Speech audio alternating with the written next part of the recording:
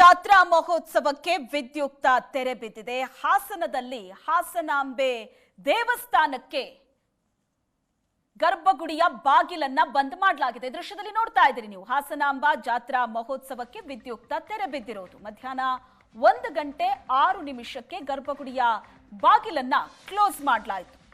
13 ದಿನಗಳಲ್ಲಿ ದಾಖಲೆ ಪ್ರಮಾಣದಲ್ಲಿ ಭಕ್ತರು ದರ್ಶನ ಪಡೆದಿದ್ದಾರೆ. ಈ 13 ದಿನಗಳ ಕಾಲ ಭಕ್ತರಿಗೆ ದರ್ಶನಕ್ಕೆ ಅವಕಾಶ ಇತ್ತು. ಭಕ್ತರು ಸಾಗರೋಪಾದಿಯಲ್ಲಿ ಬಂದು ದರ್ಶನವನ್ನ ಪಡೆದಿದ್ದಾರೆ. 13 ದಿನದಲ್ಲಿ 26 ಲಕ್ಷ ಭಕ್ತರು ಹಾಸನಾಂಬೆಯ ದರ್ಶನವನ್ನ ಪಡೆದಿರೋದು. ಈಗ ಮುಂದಿನ ವರ್ಷವೇ ಹಾಸನಾಂಬೆ ದರ್ಶನವನ್ನ ನೀಡಲಿದ್ದಾರೆ. ವರ್ಷಕ್ಕೊಮ್ಮೆ ದೇವಸ್ಥಾನದ ಬಾಗಿಲು ಓಪನ್ ಆಗುತ್ತೆ. ಈ 13 ದಿನಗಳ ಕಾಲ ಭಕ್ತರಿಗೆ ದರ್ಶನಕ್ಕೆ ಅವಕಾಶ ಇತ್ತು. ಇವತ್ತು ಹಾಸನಾಂಬೆ ದೇವಸ್ಥಾನದ ಬಾಗಿಲು ಬಂದ್ ಮಾಡಲಾಗಿದೆ. ಮುಂದಿನ ವರ್ಷ ದರ್ಶನವನ್ನ ನೀಡಲಿದ್ದಾಳೆ ಹಾಸನಾಂಬೆ. ಮಧ್ಯಾಹ್ನ 1:06 ಗರ್ಭಗುಡಿಯ ಬಾಗಿಲು ಕ್ಲೋಸ್ ಆಗಿದೆ. 13 ದಿನದಲ್ಲಿ ದಾಖಲೆ ಪ್ರಮಾಣದಲ್ಲಿ ಭಕ್ತರು ದರ್ಶನ ಪಡೆದಿದ್ದಾರೆ.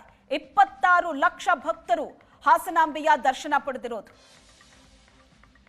26 ಲಕ್ಷ ಭಕ್ತರು. ವರ್ಷದಿಂದ ವರ್ಷಕ್ಕೆ ಭಕ್ತರ ಸಂಖ್ಯೆ ಕೂಡ ಜಾಸ್ತಿ ಆಗುತ್ತೆ. ಈ ಬಾರಿಯೂ ಸಾಕಷ್ಟು ಸಂಖ್ಯೆಯಲ್ಲಿ ಭಕ್ತರು ಬಂದು ದರ್ಶನವನ್ನ ಪಡೆದಿದ್ದಾರೆ. ಈಗ ಹಾಸನಾಂಬೆ ಜಾತ್ರೆಗೆ ತೆರೆ ಬಿದ್ದಿದೆ.